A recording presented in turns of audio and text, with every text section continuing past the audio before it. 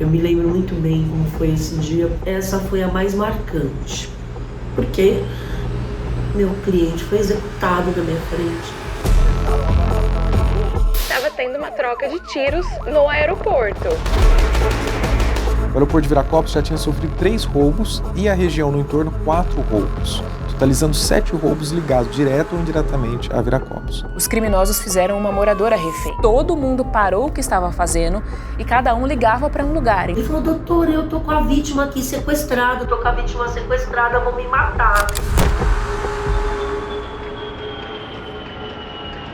Eu entrava nessa época na TV às 6h30 da manhã e aí a gente seguia a rotina do dia. Normalmente a gente tinha uma escala que a gente dividia o que cada estagiário fazia durante a semana. Por volta ali de umas 9, 9h30, se eu não me engano, a gente recebeu uma mensagem de um funcionário do aeroporto e que estava tendo uma troca de tiros no aeroporto. Vou tentar checar de alguma forma rapidinho primeiro para depois avisar. Peguei o telefone e liguei para o assessor de Viracopos.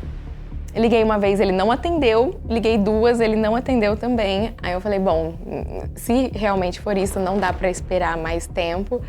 Aí já fui para nossa chefia, né, para nossa chefe de redação e falei, olha, a gente recebeu uma mensagem de uma pessoa que tá falando que é funcionária do aeroporto. Ela disse que tá tendo uma troca de tiros no aeroporto. E aí um policial me chamou, inclusive, e disse o seguinte, ele falou, olha, você está procurando alguma coisa aqui, mas está acontecendo uma ocorrência muito grande no aeroporto. A gente não sabe exatamente o que é porque está pipocando em muitos locais. Então, assim, a ocorrência está em andamento. Eu acho que você pode se deslocar para lá que vai ter alguma coisa ou procurar informação. O roubo aconteceu às 9h55 no terminal de cargas do aeroporto de Viracopos. Os criminosos tiveram acesso à área por esse portão, que ficou destruído. Eles usaram 2 caminhonetes com símbolos da aeronáutica. Um dispositivo de segurança furou pneus dos veículos, mas os bandidos seguiram mesmo assim até o pátio. Eles cercaram o carro forte da empresa Brinks, que estava perto de embarcar uma grande quantidade em reais para a Inglaterra. Teve um intenso tiroteio no local. Os caras correndo ali, ó. Tiro, velho. Os caras estão roubando são aqueles ali, ó. É aqueles aí que estão roubando, é mesmo? Meu Deus do céu, velho. Aí eu fui primeiro até a Santos Dumont, onde tinha um caminhão que eles bloquearam a via, a rodovia, e incendiaram esse caminhão. Aí assim que eu cheguei lá, só tava um caminhão. Já tinha não tinha mais fogo, não tinha mais bombeiro, mas já estava o caminhão desbloqueando a via, né? Eu rapidamente fiz foto, tentei garantir o máximo de foto que pudesse fazer para compor o jornal e fui até o local onde tinham achado um outro caminhão, onde estava o dinheiro e arma, e um dos fugitivos tinha feito uma pessoa de refém. Com a rodovia fechada, o bando foge por uma estrada de terra nos fundos do aeroporto. Quando chega nesse ponto, a quadrilha se divide. Parte entra num caminhão de lixo, levando dinheiro e vai em direção a uma área residencial. No bairro, os bandidos voltam a trocar tiros com a polícia. O major da PM foi baleado. E aí esse policial foi atingido, os amigos até tentaram proteger, não conseguiram, até porque os criminosos estavam usando um armamento muito pesado e esse policial foi atingido. Entrando um monte de bandido no aeroporto, cara. Um monte. Esses carros estavam armados com .50, que são armas de fogo de grosso calibre, antiaéreo inclusive. Eles já haviam perdido. Quando eles chegaram e anunciaram o roubo, os vigilantes movimentaram os carros fortes contra essa caminhonete e amassaram-na. Então eles perderam o segundo carro. Então eles já estavam sem os 2 carros que eram necessários para a execução do roubo. Eles improvisaram, houve troca de tiros e eles conseguiram pelo menos 3 malotes com 3 milhões de reais. Vinha passando um pequeno carro, um Corsa ou um Celta, eu não sei dizer nesse momento, mas era um carro pequeno. Eles tomaram esse carro e entraram nesse carro. O problema é que eles tinham armas pesadas, eles tinham colete balístico e eles tinham os malotes. Não havia como esse carro aguentar, a potência desse carro aguentar tanto peso. Então esse carro, eles fugiram daquele ponto e tentaram chegar até a grade lateral do aeroporto. Eles não conseguiram passar dessa grade porque o carro não conseguiu romper a barreira. Mas ali eles derrubaram a grade e passaram para carros que estavam do lado de fora, também blindados, e era um segundo ou terceiro carro com armamento pesado, em que eles fugiram a partir do aeroporto ali. Houve confronto com a Guarda Municipal e com a Polícia Militar. Com o poderio de fogo deles maior e com os carros blindados, eles conseguiram ultrapassar esse ponto de confronto. E se dirigiram até um terceiro ponto, que hoje nós sabemos onde é, próximo ao aeroporto, onde eles tinham um caminhão de lixo. Esse caminhão de lixo, no entanto, eles construíram um tanque de guerra com arma .50 dentro dele. E eles entraram dentro desse caminhão e fugiram. Os que fugiram no outro carro e que não foram para o carro de lixo, fugiram até um bairro próximo ao aeroporto. Nesse bairro, eles se esconderam dentro das casas. Teve confronto, teve reféns e teve mortes dos criminosos. Confronto com a Polícia Militar. Ali acaba o roubo. O momento mais dramático do assalto aconteceu dentro desta casa, a 12 quilômetros de distância do aeroporto.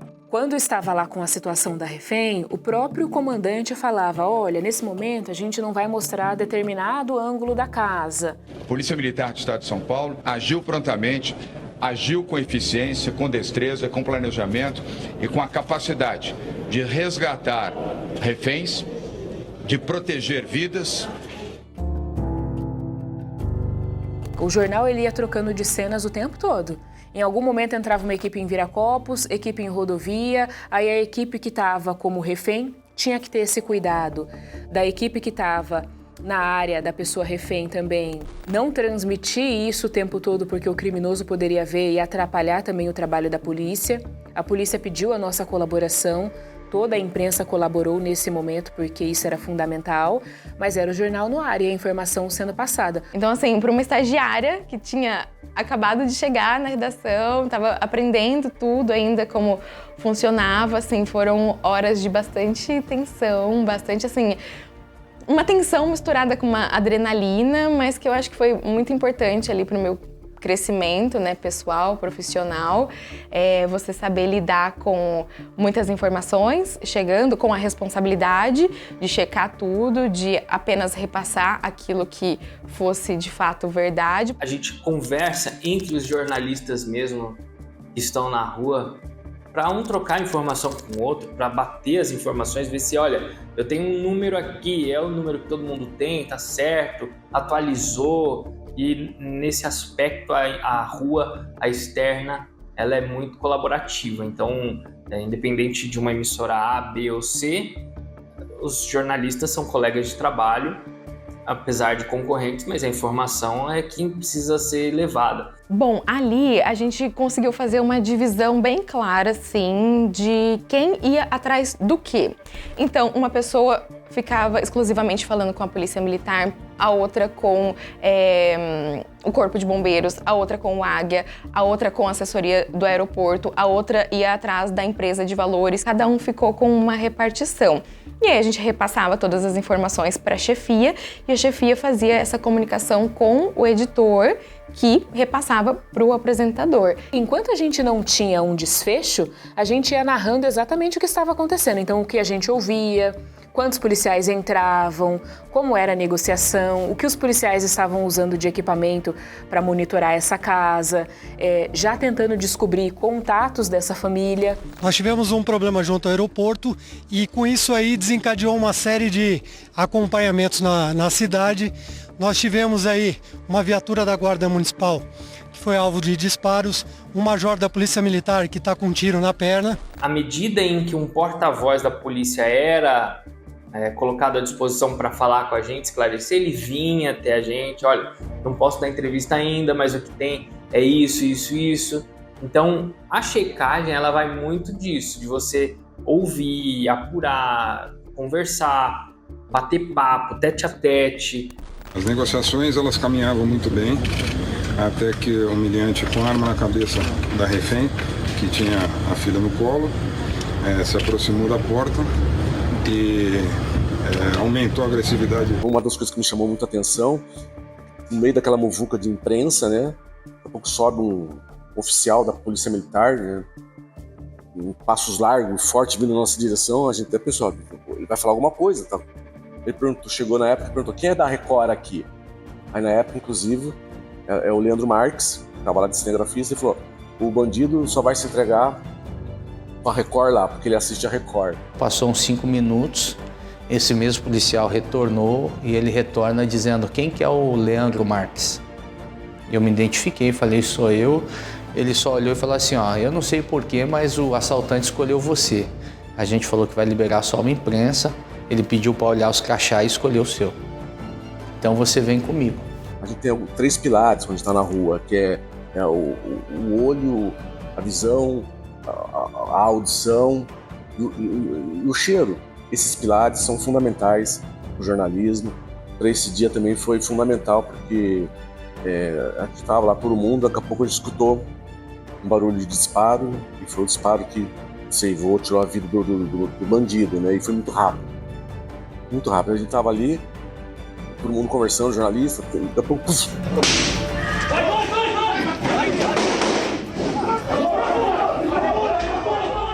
A gente não sabia ainda da onde tinha vindo o tiro, mas a nossa câmera foi a que estava mais perto e bem de frente à residência.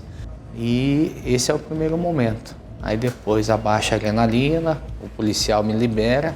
Quando eu subo, né, eu vivo o lado oposto, porque agora eu que estava atrás das câmeras passo a dar entrevista. Na verdade, eu nem imaginei que isso fosse acontecer, mas assim que eu comecei a subir, a imprensa se reuniu e começou a me perguntar muitas coisas, mas é claro que eu não sabia muito além do que eu tinha vivido e visto, né? Então eu não sabia se o homem tinha sido atingido ou não. Aí nesse momento chegou a advogada dele, né? Começou a falar muito alto, queria falar também com a imprensa, enfim. Aviões. Os criminosos entraram pelo portão do terminal de cargas do aeroporto. No caminhão, a gente percebeu que um carro forte chegou a poucos momentos aqui na rua Maria Hermínia Vicente. Bandidos armados invadiram o terminal de cargas e levaram malotes que seguiriam para a gente. A história daquele caminhão de lixo que foi utilizado pelos criminosos de maneira premeditada. Você falou aí que os pais, a mãe e a criança ficaram bem e o bandido acabou falecendo. Tinha muita imprensa. Aí o comandante foi dar uma entrevista. E ainda efetuou alguns disparos. E eu tava próximo. Aí veio a imprensa toda, aquele monte de microfone. Nessa entrevista ele fala: a situação ficou descontrolada, como ele esboçou a reação, o sniper teve que executá-lo. E eu interrompi essa entrevista na hora, eu falei: é mentira! Aí comecei a gritar, no meio da entrevista dele, eu falei: mentiroso, é assassino, executou, é mentira, a situação estava controlada, ele não estava esboçando a reação, ele estava se entregando. Ele falava isso no telefone, porque eu vinha conversando com ele: calma, fica tranquilo, eu vou te defender no processo, você vai pra cadeia, você sabe que você vai pra cadeia. Não, tá tranquilo, doutor, eu vou tirar minha cadeia, eu errei e tal. Ele falando comigo: mas não faça mal nenhum pra essa família. Não vou fazer mal nenhum, eu já vou libertar, só tô esperando a senhora chegar. E o comandante fala: pode sair que a sua advogada chegou. Quando ele está libertando a vítima, ele coloca a cabeça para fora. No momento que ele vai sair para se entregar, ele está assim, entregando. Você entende? Foi tenso porque até no momento que ele agiu, foi uma gritaria na rua. O pessoal ficou muito assustado e aí a dúvida sempre vem. E aí? Quem foi atingido? O que aconteceu? E claro, aí depois que a polícia entra, que libera a vítima, imediatamente ela foi tirada, entrou na ambulância, ninguém teve acesso a ela. Então o povo já queria saber como ela estava. Aí disso sai um oficial, aí vem contar, aí fala que o sniper atingiu, no caso, o criminoso que estava com a vítima refém, mas é muito tenso. E é também uma situação que você fica com o coração abalado, porque você presencia aquilo de perto, você vê um outro ser humano sendo atingido, aí você começa a lamentar, porque esse criminoso tinha tanta possibilidade na vida, poderia estudar, poderia trabalhar, poderia seguir o caminho correto e estava fazendo coisa errada. Aí você começa a torcer também para que essa refém fique bem, que não aconteça nada com ela, porque a pessoa sai dali ferida e fica essa tensão no ar. É um negócio que a gente não esquece. Então nesse momento você sai com aquilo na cabeça. O que aconteceu? Acho que é a pergunta de todo mundo, e era a minha também, né? O pior aconteceu, né? Como sempre diz, uma ocorrência que tem uma morte não é uma boa ocorrência para ninguém. Volto a repetir, no uso proporcional e dentro do protocolo. Mas bandido que reagir à polícia militar corre o risco de passar o resto da sua vida no cemitério.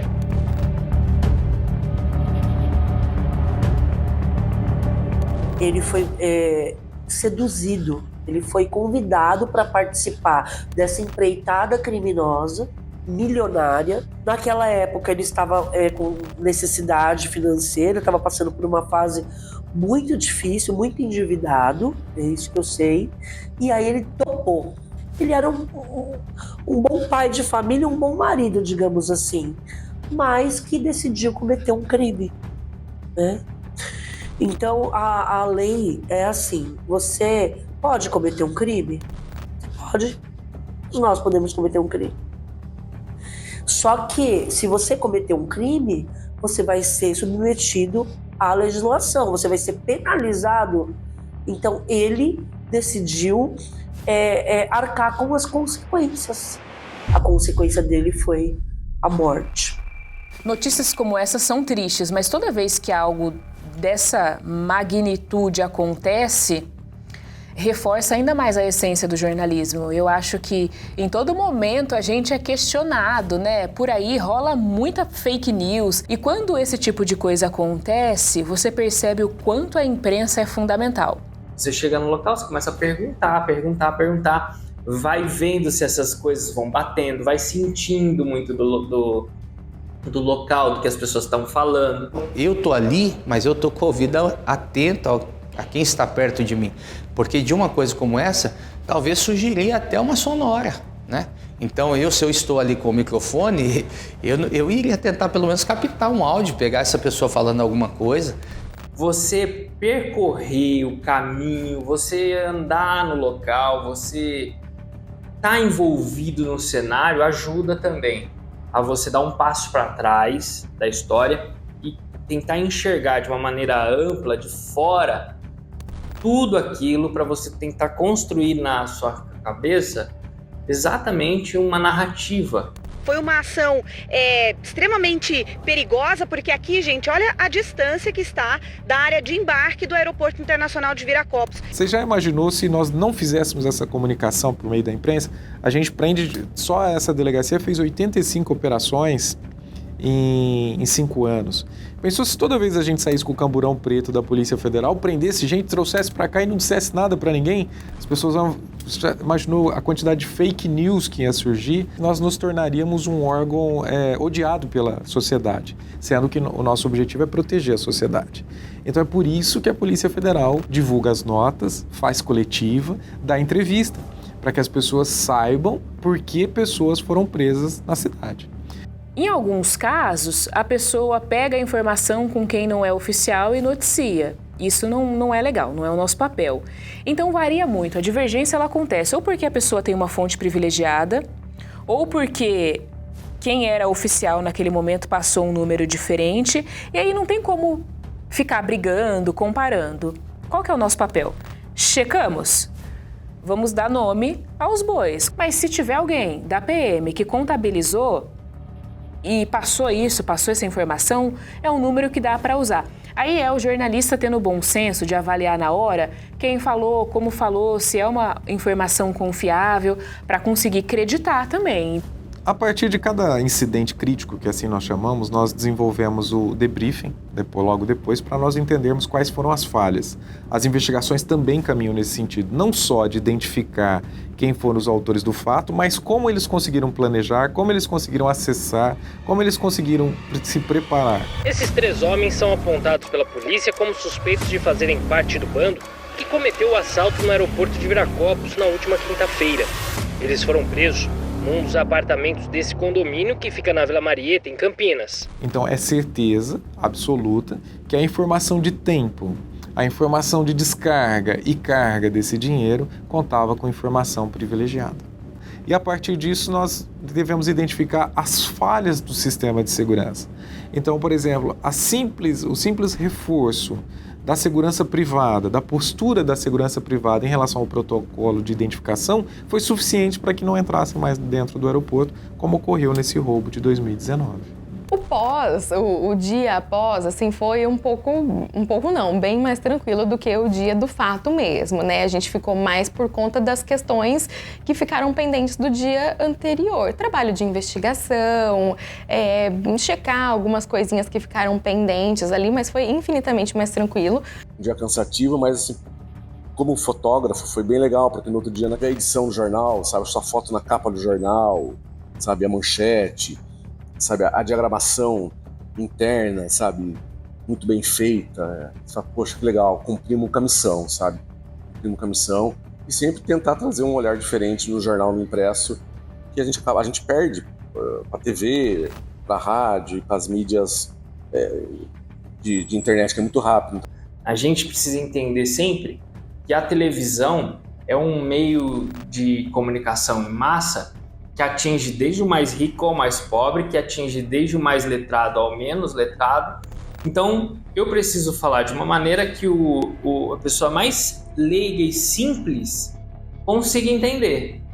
E também a pessoa mais culta consiga entender. Então, é um desafio você falar para essas pessoas e alcançar todas elas.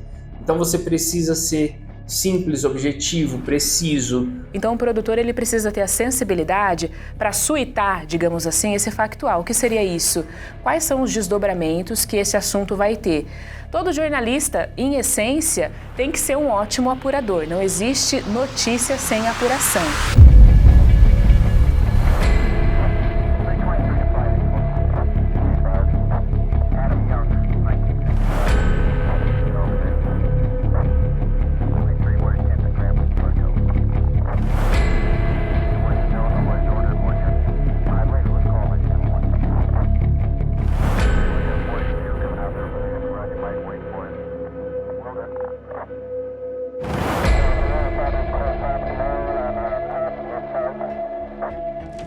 Por qual razão? Não tem réu no processo, né? Então não tem por que a razão ter um processo, se não há ninguém para ser responsabilizado. Mas há instauração de inquérito policial para apurar a conduta da polícia que realmente foi atrapalhada. No caso do roubo de Viracopos, considerando que o inquérito foi entregue à justiça sob sigilo, não há como se manifestar sobre isso.